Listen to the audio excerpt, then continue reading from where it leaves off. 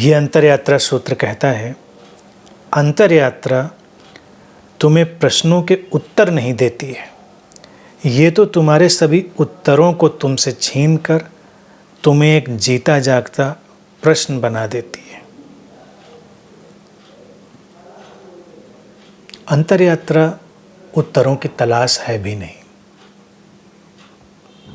इसीलिए वो किसी प्रश्न का उत्तर नहीं देती। अगर कोई सीकर, कोई अंतरयात्री सोचता है कि वो अपने प्रश्नों के उत्तर ढूंढने के लिए अंतरयात्रा में गया है, तो ऐसा बिल्कुल भी नहीं है। कोई उत्तर काम नहीं आता, कोई उत्तर कभी किसी के काम आया भी नहीं है। ये तो एक जलती हुई आग है, प्यास है, प्राणों में उठी हुई गहरी अभीप्सा है। वही व्यक्ति को आगे ले जाती है और जीवन के समाधान को उपलब्ध कराती है। उत्तर तो बने बनाए होते हैं, उत्तर हमेशा बाहर से आते हैं। इसीलिए जीवन के किसी भी मौलिक प्रश्न का कोई भी उत्तर संभव नहीं होता। एक सीकर किताबें पढ़ सकता है, प्रवचन सुन सकता है, तमाम जिज्ञासाएं रख सकता है, रखता भी है, रखने में कोई हर्ज भी नहीं है।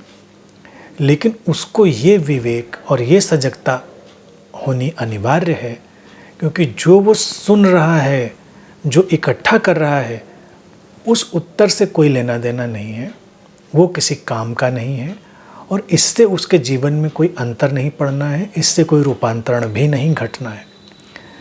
रूपांतरण तो तभी घटना है, जैसा कि सूत्र कहता है कि सारे उत्तरों को छीनकर व्यक्ति को एक जीता जागता प्रश्न बना देती। अब जीता जागता प्रश्न क्या है? गहरी प्यास। इसी को मैं प्रामाणिक प्यास भी कहता हूँ। अगर व्यक्ति उत्तरों को अपने ऊपर डाल लेता है तो वो प्यास से दूर हो जाता है, प्रश्नों से दूर हो जाता है, तब फिर उसके अंदर रूपांतरण की संभावनाएं भी कम हो जाती हैं। अगर अतीत में भी देखें, जो कोई भी साधना में गया, कोई भी हो, उत्तरों की तो कमी नहीं थी, पहले भी शास्त्रों की कोई कमी नहीं थी, ज्ञान की कभी कमी नहीं रही। लेकिन वो कोई भी पुराने जाने पहचाने उत्तर किसी के काम नहीं आए और साधना की गहराई तभी घटी जब वो उन उत्तरों को छोड़ पाया।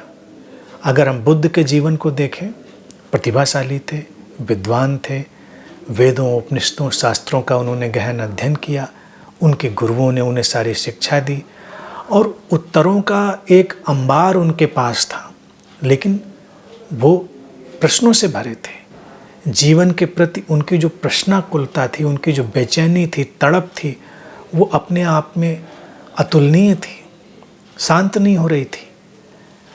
अब अगर हम बाहर से आए उत्तरों की बात करें तो बुद्ध के जितने उत्तर इकट्ठा करना भी संभव नहीं है। वो तो बहुत प्रतिभाशाली व्यक्ति थे, विद्वान व्यक्ति थे।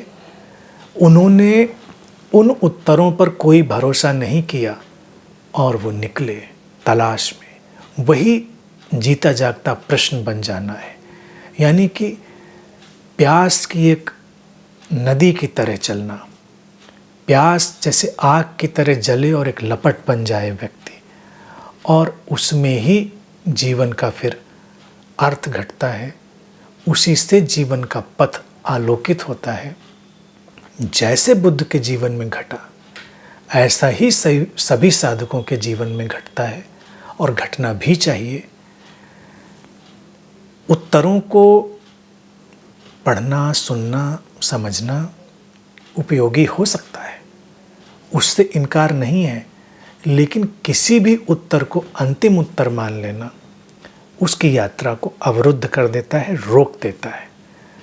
तो साधना का जो प्रामाणिक ढंग है वो तब पैदा होता है जब ये सारे उत्तर एक बार सीख लेने के बाद उसके अंदर से गिरते हैं, उसके अंदर से निकल कर बिखरते हैं और व्यक्ति फिर से कोरे कागज़ की तरह होता है। उसकी प्यास फिर से चरम पर होती है और यही ईमानदारी है। ईमानदारी यही है कि हमने जाना, उत्तरों को देखा, लेकिन क्या वो हमारे काम आए? अगर वो काम नहीं आए तो फिर तो हमको मौलिक प्रश्न में जाना पड़ेगा। और मौलिक प्रश्न कभी शब्दों में नहीं होता, मौलिक प्रश्न चेतना में समाया होता है। वो ऐसा ही है जैसे पूरे जीवन का प्रश्न बन जाना, साधक का ही जीवंत जागता हुआ जलता हुआ प्रश्न बन जाना, और फिर पूरा अस्तित्व उसकी सहायता करता है। अस्तित्व के हर किनारे से, हर आयाम से उसकी तरफ सहायता आती है और उसके जीवन में समाधान घटता है, समाधि घटती है। यही प्रक्रिया है।